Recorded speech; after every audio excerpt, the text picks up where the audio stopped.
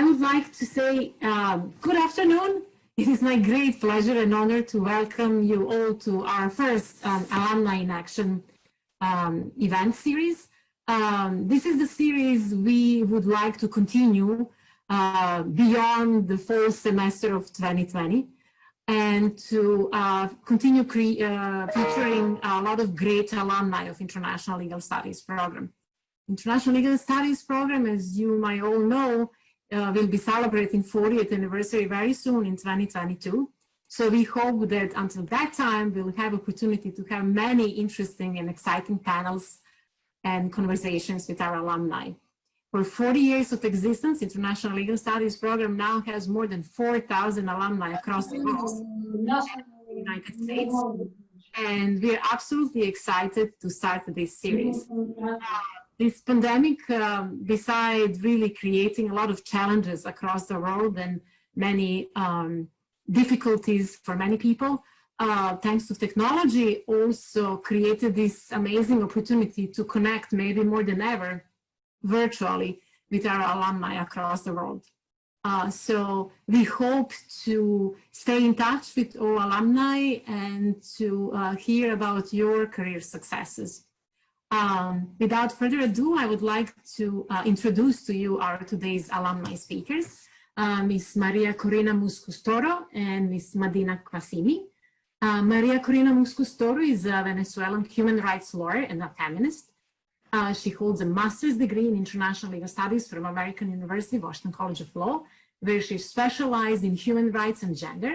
As a master's student at the WCL, Maria worked with the Anti-Torture Initiative and the Center for Human Rights and Humanitarian Law as a research assistant for Professors Juan Mendez and Macarena Sáez. She also worked as Romulo Gallegos Fellow at the Inter-American Commission on Human Rights in 2017.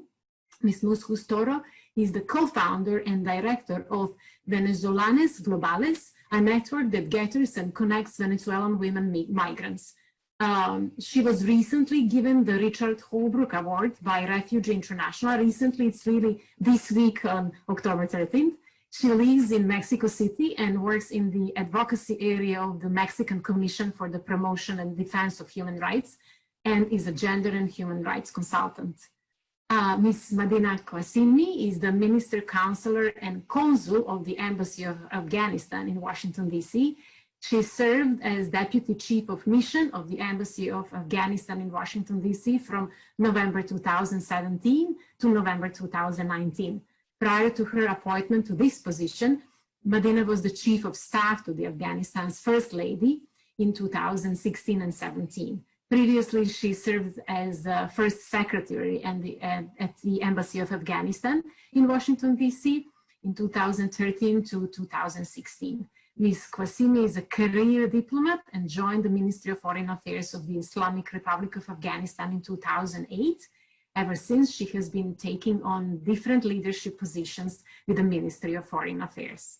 Again, it's my great pleasure to see you both today. And without further ado, I would like to invite our guest speakers to start with their presentation. They will talk about their successful careers, but also provide some tips how to be successful advocates for human rights, gender, and the law issues, and also successful professionals in foreign relations as well. Maria, please go ahead. Thank you very much for the invitation. I would like to thank you, Melania, because when I started at AU, the very first advice they gave us to international students was to go ahead and check our resumes in order to, in the future projects in the US. So I did my appointment like the very first week that I started, and that's how I met Melania, and then I engaged with her, and I really appreciate her advice, her comments, and I'm really glad to be here again sharing this space at American University. I want to begin by telling you how I started in a career in human rights. And with that, I need to go back to my home country, Venezuela, which you might all know that it's in a terrible humanitarian crisis, a complex humanitarian crisis but it was all the way in 2014. I always had the interest of pursuing, a career in law. That was one of my interests ever since I was, I think, a little girl. I want to become a lawyer. And human rights was there, it was present. I went to moot courts competitions, which are great, like the ones that they do at American University. I did some Model of United Nations. However, the pathway got me to start a career in tax law. So that's a little bit of my background. But in 2014, massive protests started in Venezuela. And those massive protests start because of scarcity, because of lack of fundamental human rights, mostly led by students. And in 2014 is where you started to see this massive repressions, this arbitrary detention against students or anyone that was against the government. And I got to visit the first detainees of the 2014 protests. And it was like my first encounter with, for example, cases of torture, cases of arbitrary detention. And it was very impressive because I get to see the brother of a friend of mine that was behind bars. So for me, that was very shocking. It was an eye-opening opportunity for me to say I cannot do a part-time, half dedicated myself to human rights and half dedicated myself to tax law. And I started to look opportunities, 100% opportunities in the human rights field. So this is a little bit because I think with Madina, I could share that our context and our countries also led us to do something very different than when we are not, right? I could perfectly then share with Madina your story, and I could see that when you see human rights violations in your own country, when you start feeling it and you are very close to them, then that triggers something inside of you. So in 2014, before I was a professor at the Human Rights Clinic, I was very much involved in migration that came from Colombia because of the past, even in the 90s in Venezuela. So I already did my career in human rights law, but I decided to do it in 100%.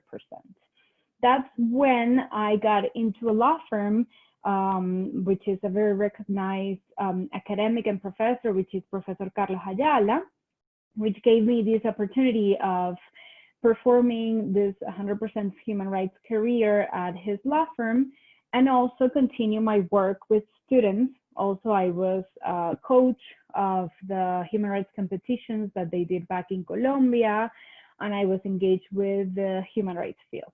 However, things in Venezuela became very tough in terms of scarcity, in terms of repression, in terms of everyone that was doing a human rights job was threatened to be detainee or persecuted anytime. And of course, I had my idea of performing a master's degree, and American University was an amazing place that we know since we are in law school, because they had this very important and prestigious moot court competition at AU. So I looked into the opportunities at AU and I apply, of course. And that's how I got to American University, Washington College of Law, which I am deeply grateful. And then how I started my career in the areas of gender, I think I have always been a feminist. However, there are moments and times where you recognize, like officially, that you are a feminist. And I think most of the women that I talk to, they always have a moment or a time where they declare themselves as a feminist. And my moment in time was at AU. When I first started learning their study is a university that was founded by women. So that gives you a lot of the background of what is AU and how it got them. What I tell my friends or colleagues is that feminism walks through the hallways of AU and gender. So I started to learn more about feminism with great professors such as Daniela Crane, Susana Socuto, Macarena Saez, which are great tutors, especially Macarena Saez, for me and the future. And I started to learn the importance of gender of women in my career. That's how I got into the gender field and the human rights field. Then I had the opportunity of doing a scholarship, a fellowship at the Inter-American Commission on Human Rights, which was a dream job. I mean, I think for everyone that has a career in human rights, that has done moot course, that is involved in human rights, especially in the Americas, working at the Inter-American Commission of Human Rights is one of like the best jobs that you can have. That's when I got this fellowship. It's called Rómulo Gallegos, which was the first president of the commission and was also a president in Venezuela.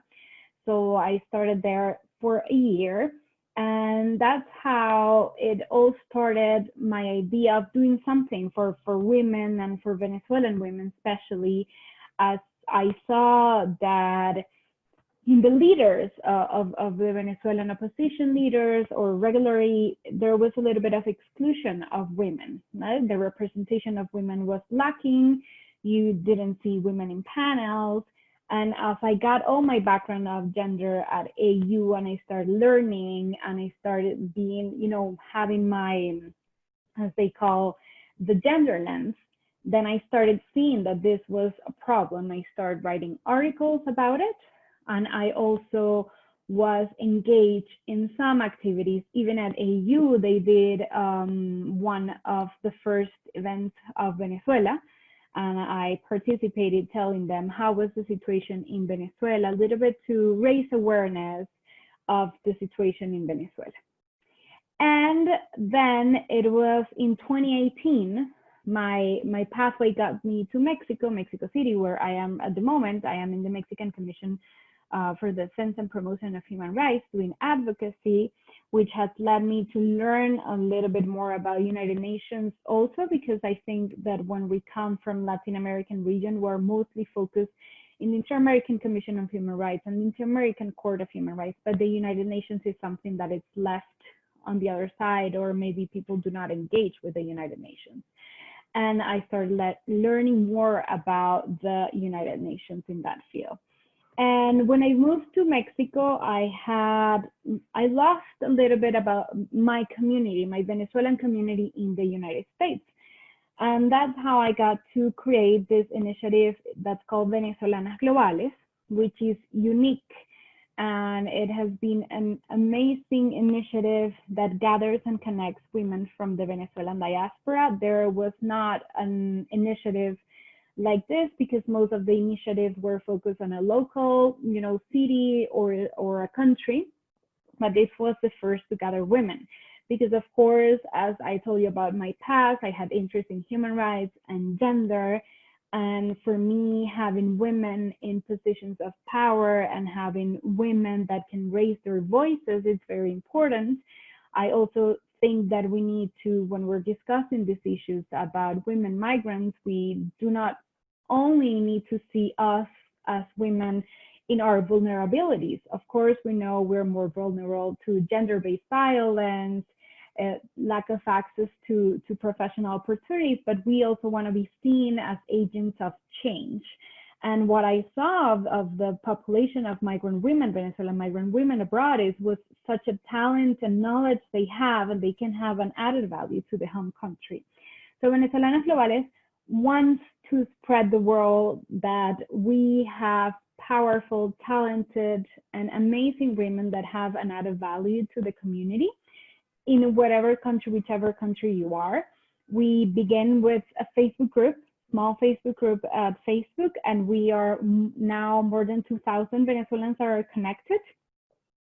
We have ambassadors, which is an amazing, then Madina can talk about her experience as representative, but we have this figure of ambassadors, which are women that in different cities represent Venezolanas Globales. It's like a small, small little government, and it might be something amazing in a few years, who knows, when we might go back to Venezuela and return whatever we have learned in the past and we have learned from other countries. In this community, what we do is that we understand we need to adapt to a new country. We are highly skilled migrants, mostly the community that are part of Venezolanas Globales, and we understand we need to reinvent ourselves. We need to, learn new skills, and that's why we offer sessions and workshops about personal development or different skills, because we know most of Venezuelans are migrating due to a terrible, complex humanitarian crisis, as I was telling you before. But we also want to be recognized as agents of change and migrants that provide an added value to the local community. Through Venezolanas Globales and with my work in the human rights field and the human rights area, I have given the opportunities to participate in different forums and different events.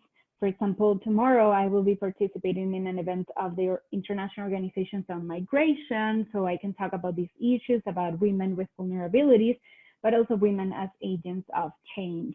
I have also participated in different meetings when we are talking about women and peace and security, and I am very sure Madina can expand on this topic, and I'm very eager to hear her. And it'll, just to conclude, and I know, former students or students are listening to us, and I think it's important for me to give some recommendations if you wanna go through the path of international human rights law. My very first recommendation is to have your eyes wide open. I think opportunities are there for you. You just need to be very aware and look for it. Then my second recommendations will be networking as a key tool, as a pivotal tool, but not only networking, going to an event and giving cards, all around, or maybe virtually, linking with someone through LinkedIn, for example, but really engaging and having, strong relations with persons that have come through your path.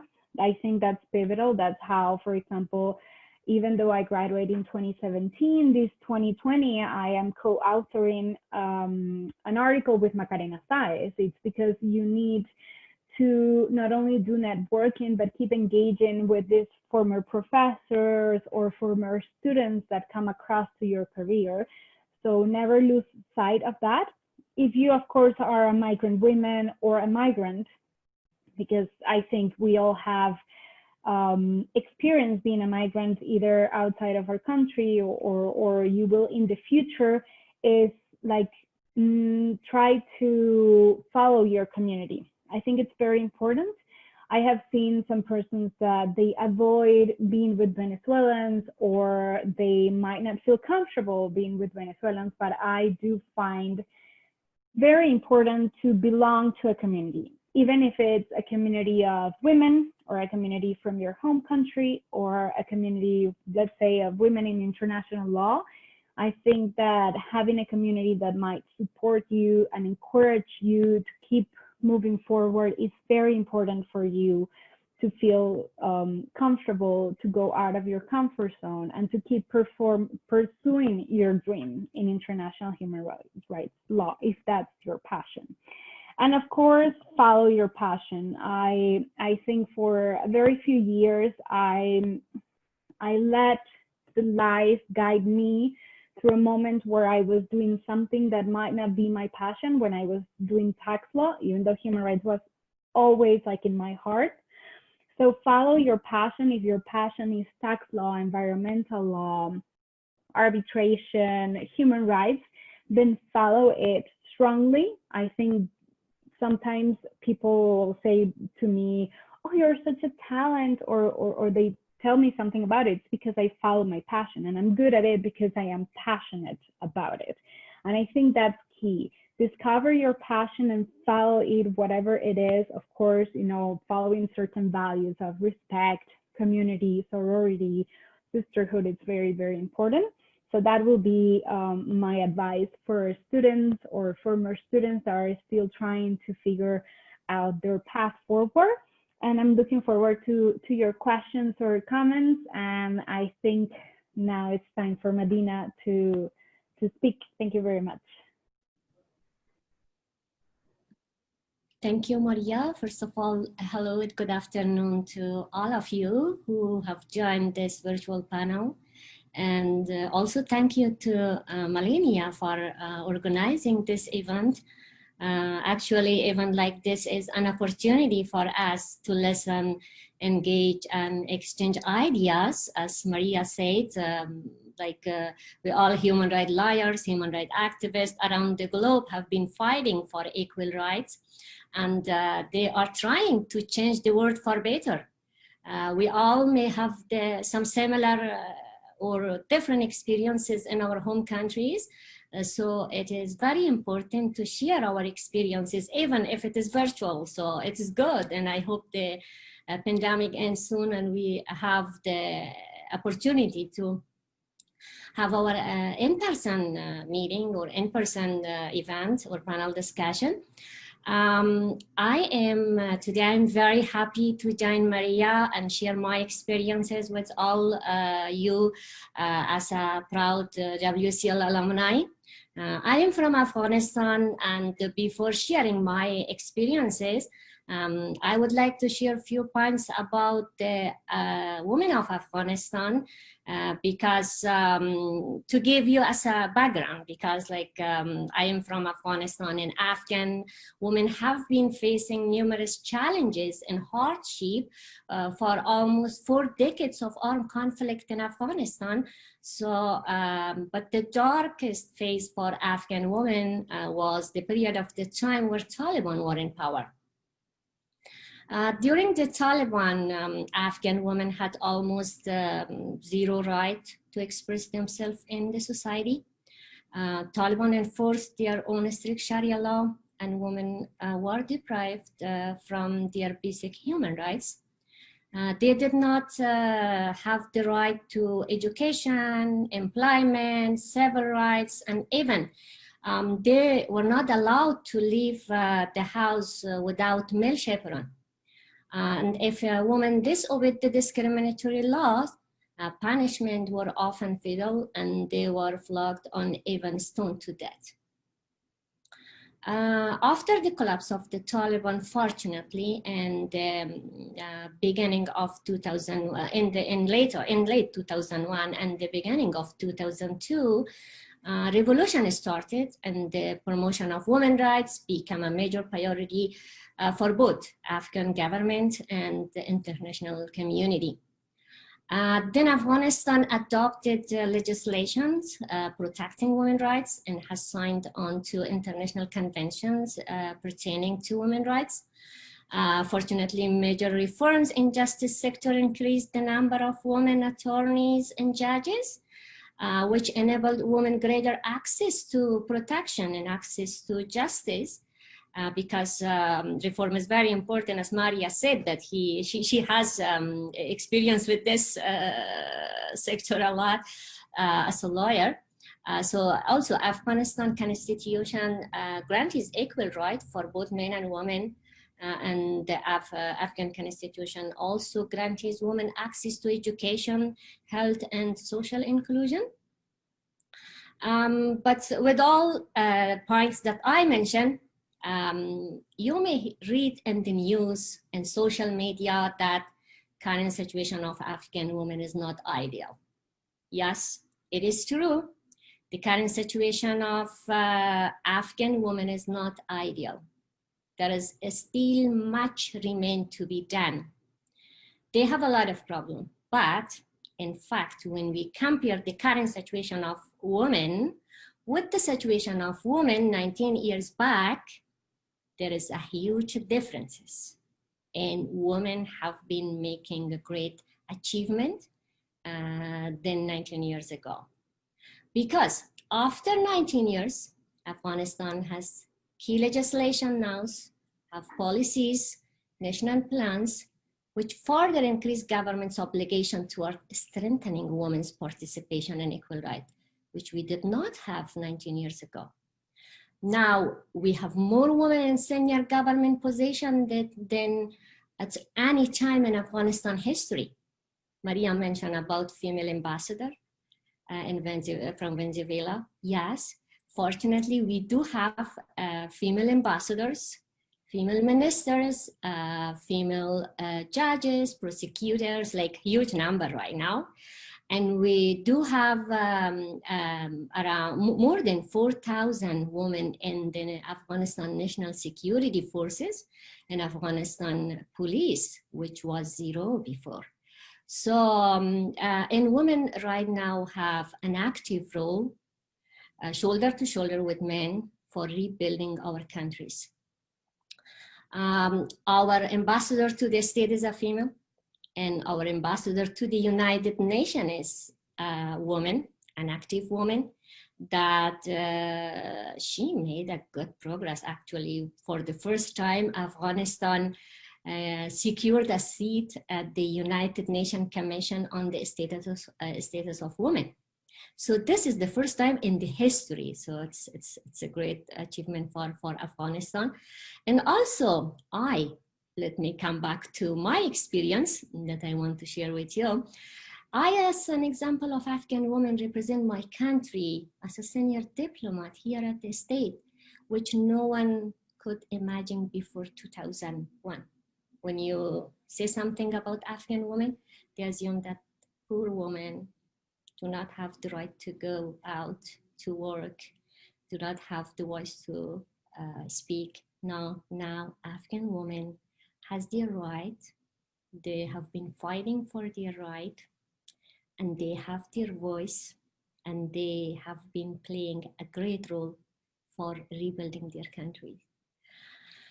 But in addition, being a diplomat, as law students, as a graduate of law faculty, my passion is to work toward human rights and social justice. I have been promoting women's rights, human rights for 29 years. I founded a girls' school in 1992 at Ghazni province of Afghanistan in a rural area by financial support of Shuhada organization. Before I said, I shared the background, because you know in which environment I started my work and how I go forward, and that's where I am right now. So that's like make an idea for you. So when I founded that school, it was not an easy job, because establishing a girls' school in the rural area was not an easy job, neither for me and not for others, because at that time in sending girls to school was a taboo, a real taboo, because of some negative tradition. It was very difficult to convince the local people to send their daughters and sisters to school. So, but I and the young girls by themselves and we all worked together, and finally it worked out. We succeeded to run the school, and even I was able to keep that school open during the Taliban. I also want to mention that since then, several cohorts of students graduated from that school and got into universities inside Afghanistan and outside of Afghanistan.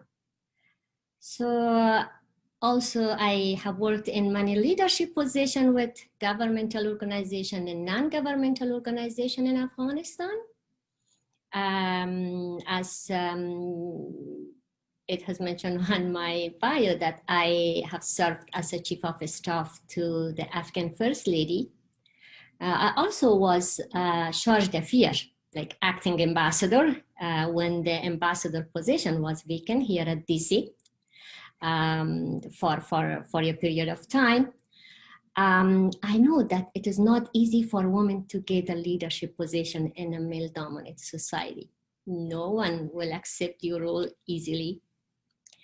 But it doesn't mean that you should give up and say, oh, I can't do, no one accept me. No, but women should prove themselves that she has the knowledge and ability to take the lead by working hard.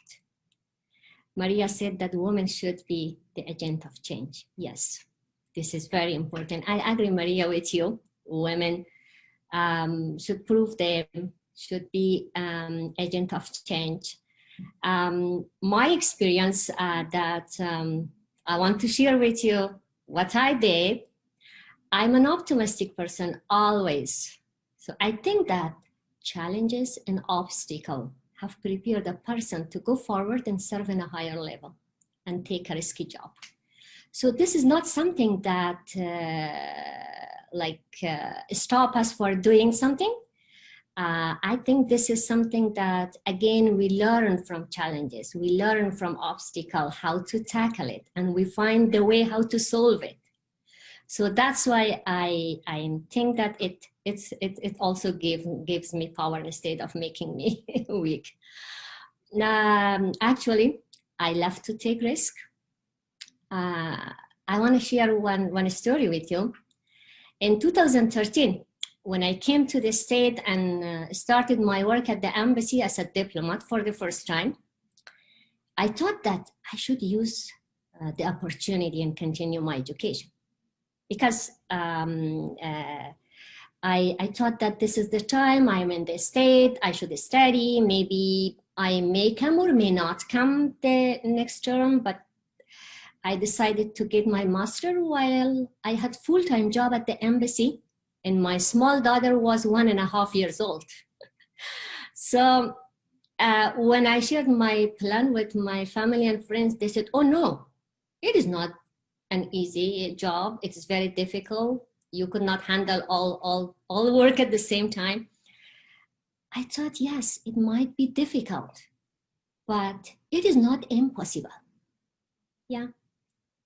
In every work, according to my experience, every work has opportunity, has challenges, obstacles, ups and downs, but it doesn't mean that it is not possible and you should give up or leave it. I believe that it is dependent on the person's decision, on the person's self-confidence. With this belief, I started and my work, and I applied at American University, Washington College of Law. Beside my full-time job at the embassy and being mom of 2, I was able to complete my LLM degree at American University, Washington College of Law. I found that WCL is a place full of opportunity for everyone. I learned a lot. Thank you to all my professors, faculty members, staff who helped me a lot. Thank you.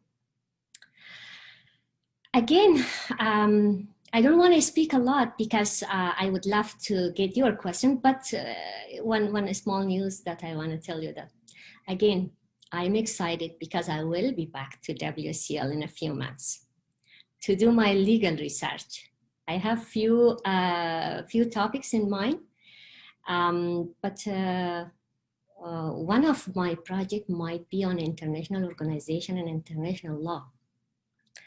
I plan to research on practical impact of international organization and international law on the armed conflict countries. So I may continue my research and then I may have some recommendation on that too. So with this excitement, I don't want to I don't want to take more time. I would like to stop here and look forward to your question. Thank you. Thank you, Madina and Maria, so much. I would like to invite all our participants to share their questions, comments. You can go ahead and raise your hand and we can unmute you so you can ask questions, or you can share your questions in chat, whichever way you prefer.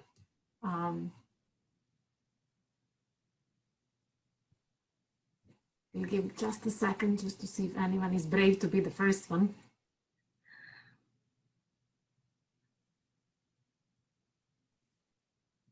No questions yet.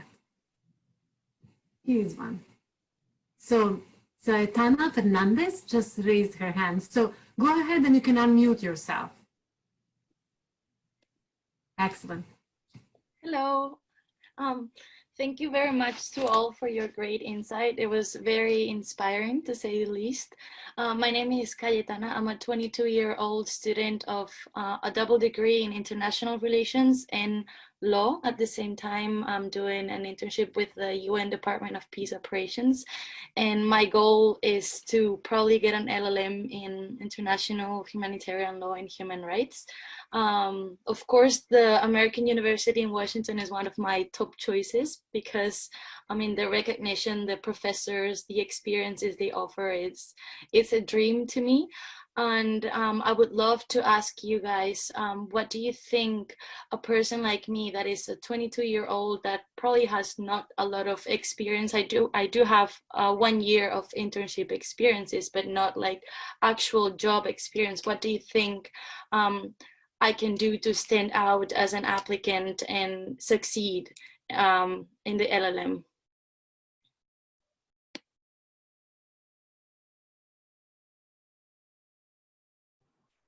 I can go ahead.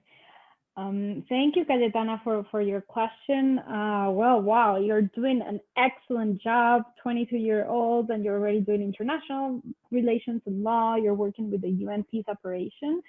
I think, and this was one of the recommendations that I got from AU, from a professor at AU.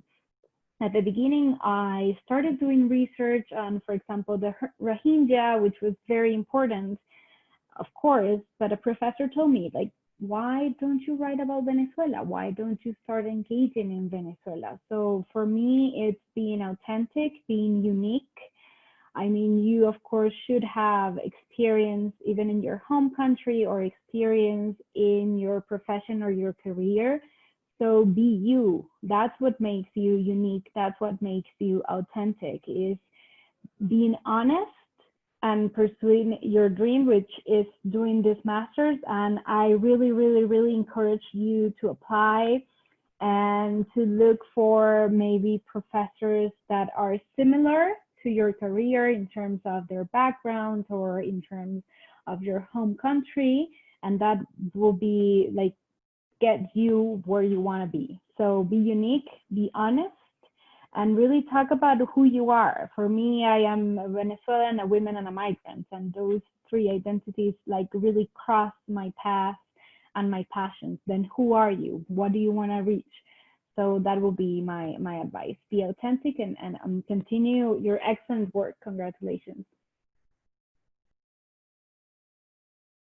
I also have one point that I would like to share with you, that as I mentioned, everything is possible if you really want it and you want to achieve it. So my recommendation is that do not think on the challenges or obstacles before you start the work. Just go forward, apply for the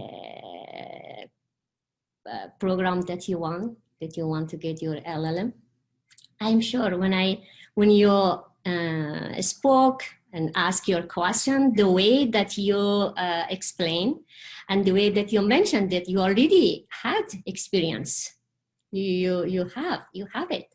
So my thinking as an Afghan woman, because in Afghanistan there is lack of opportunity for women.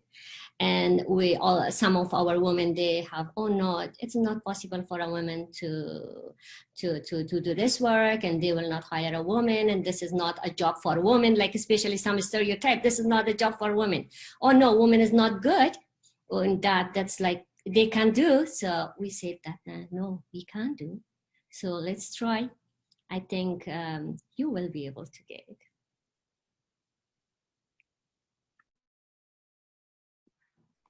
Thank you very much to both of you. Thank you, Cayetana. Let's see if we have more questions.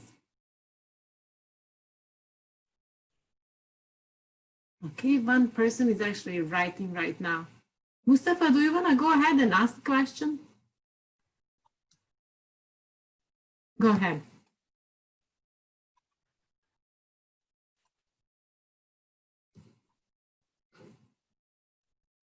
Mustafa, you are unmuted. If you have a question, please go ahead.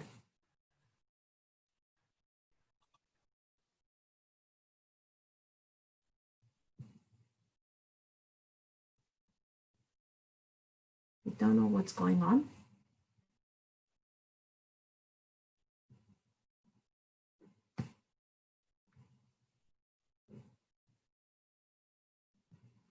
Maybe I can ask you a question. What you both found the most inspiring, or what drives you actually, kind of along that line? What drives you? What is your inspiration for being successful in your careers? You both have extremely successful career.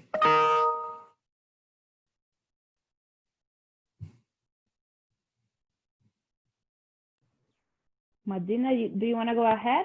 We started a. You're unmuted.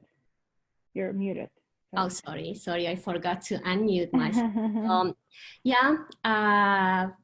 Why I am here and what make me to start my working. You know,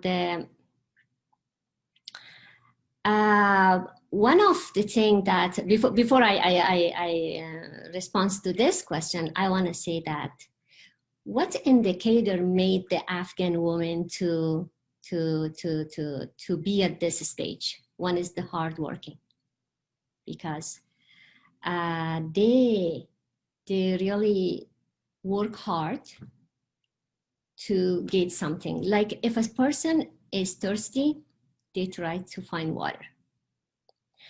And for me, what enabled me to be in this position, that I'm also work hard, and my self-confidence has helped me a lot, because I believe myself that I will be able to do something.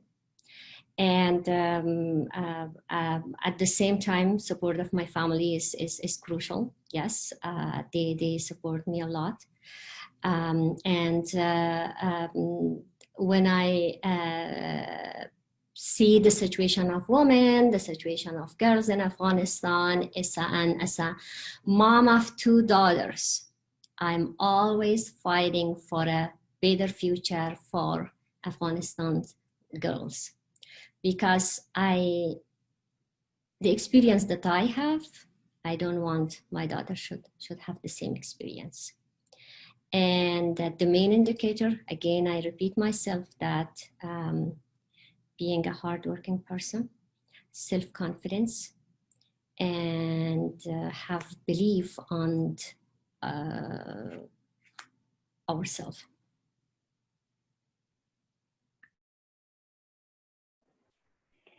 So in terms of what inspires me and what drives me, I will need to say that the pursuit of justice, and I think that's very, typical of lawyers, right?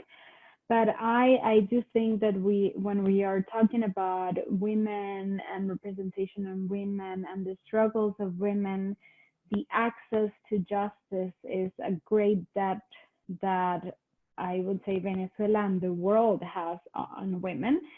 So accessing justice in terms of listening to their voices, representation, having a seat on the table, I think that's something that really drives me.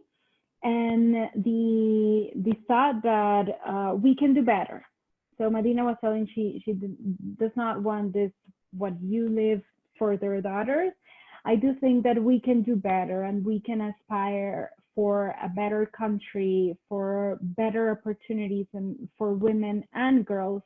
So this too have inspired me. I do think that where we are now, and it's not because I'm not an optimist, but I do think I have a very high value with responsibility. I think that we can do better, and we need to do better in the world. And that really inspired me. Then whenever I see some injustice, or whenever I see something that's not good for women and girls, I will raise my voice. And I think that comes together with having self-confidence.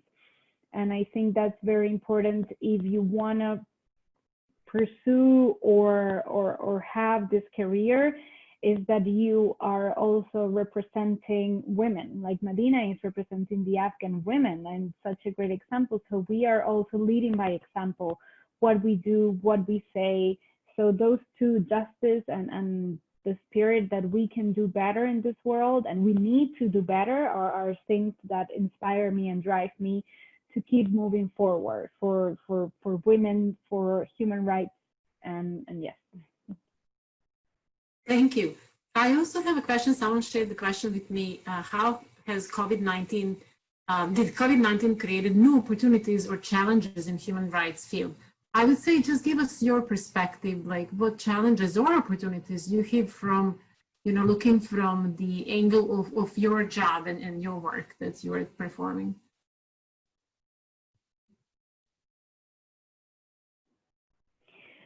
Well, for me, it has been, I don't want to say it has been amazing in terms that it has led me to great opportunities that I did not have in a virtual world.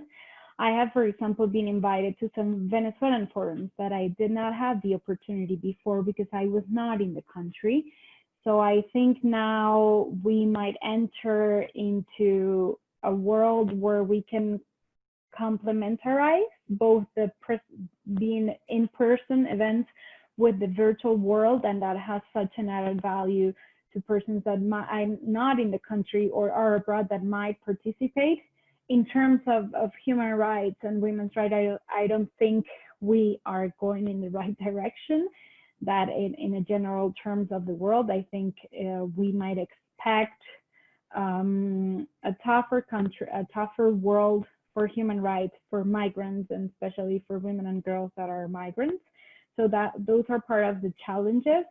And I am afraid that we might not be seeing what persons are experiencing in the human rights field because we are not there. We are not there for them. We might not approach, going to a border, the Colombian and Venezuelan border, to see what's really going on. It's something that we are not having a good lens or a feeling what's going on. We might seen or experiences through different stories, but we are not there for them. So I do think in terms of opportunities, I think we need to think about this new COVID-19 process as an opportunity for us to be more involved, not only in person, but also virtually. But in terms of the challenges in the human rights field and the human rights area, it's indeed very challenging for persons and migrants that are struggling, or in terms of poverty, in terms of human rights violation, it's definitely increasing. And I am afraid that in 1 year, 2 years, we did not see that this was, or of course we are seeing that this is coming, but not be prepared enough.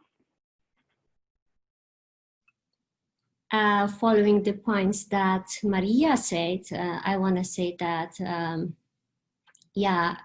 COVID-19 is a challenge, and especially in our work. I am leading the consulate section.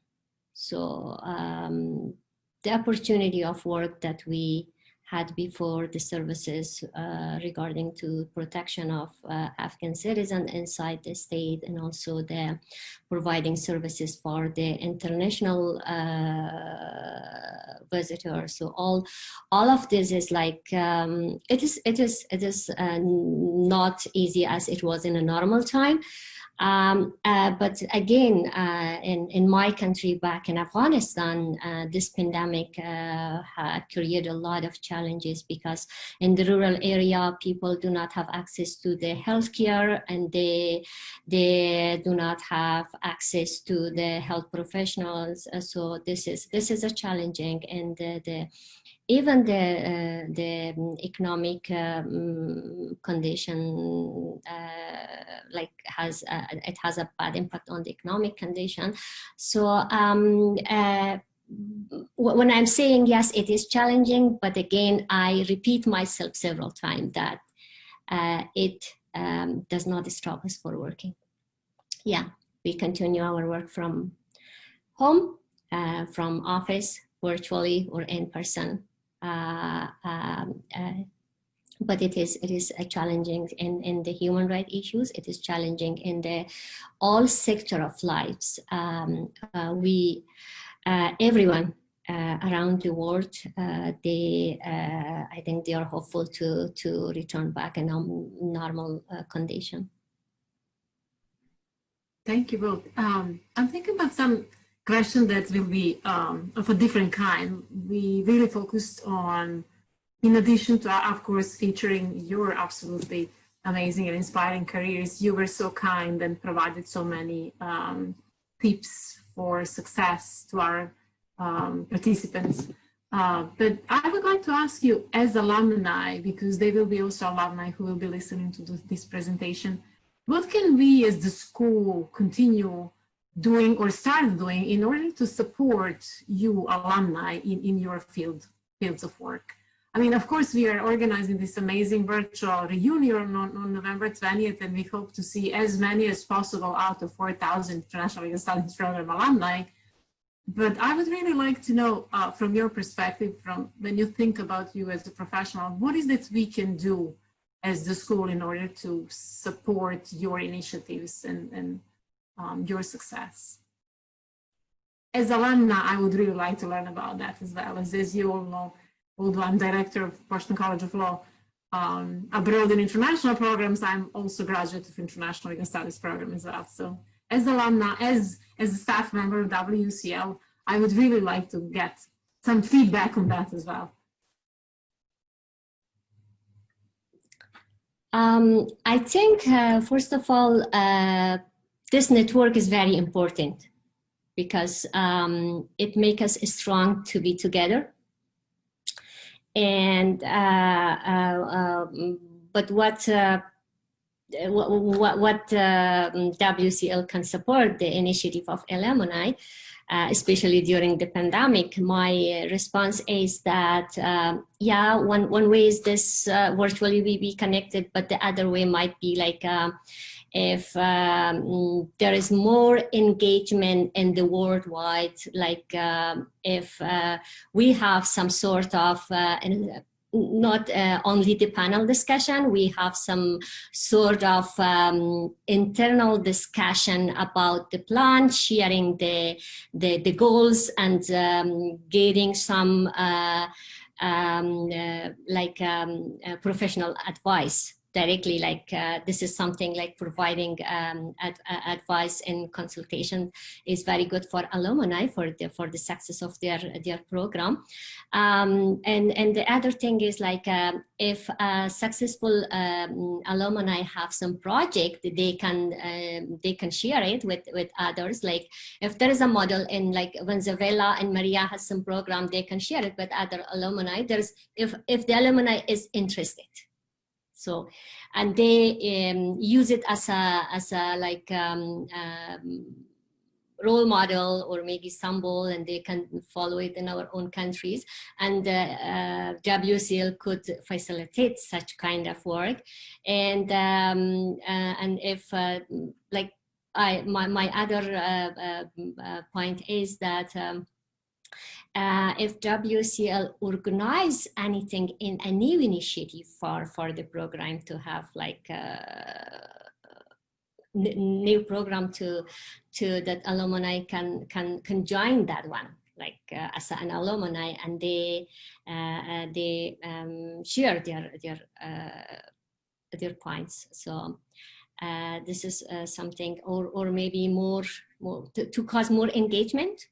So I overall, it's like if they have. Thank you. Yes, when I was talking about like my advice, two of them were community and networking.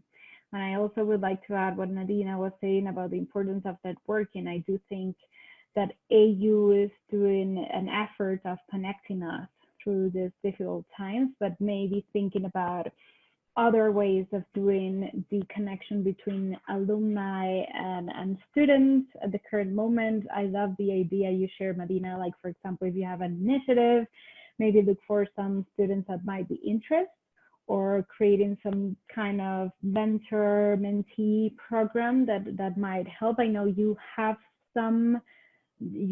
had this initiative, but I do think that strengthening the areas of community and networking in a virtual world might have a lot of added value. For example, my experience with the LLMs that I started, I am not as engaged with them, maybe a few of them. So maybe knowing more what they are doing and how we can connect. And I think you're doing some great events you did with new students, upcoming LLM students and former alumni. And I actually got to connect with one of them, and it was a great experience. I do think that it's more about, and I have these questions a lot with Venezolanas Globales, it's like how you benefit from a community, from a network, and it's what you want to get from it. It's something that it also encouraged the persons to go ahead and approach and engage with the network on the events that they have. Sounds great. Thank you both so much. I want to make sure that we don't miss any questions or comments coming from the participants as well. If we don't have any, we are actually just at the right time to thank to everyone for participation. The hour really goes by very quickly when you have a great presenters. Thank you so much, Madina and Maria, for taking your time to join us today. I'm really excited we had the opportunity to record this presentation because there are a lot of alumni and students who would like to listen to it. I hope they will also make sure they get in touch with you. I just have a quick question for both of you. In case any of our students would like to get in touch with you, are you okay if we share your contact information? Your email? Okay. Madina, thank you so much. I'm talking about the private, not the related to work. Yes, Gmail and Yahoo. Thank you so much. We'll definitely do that.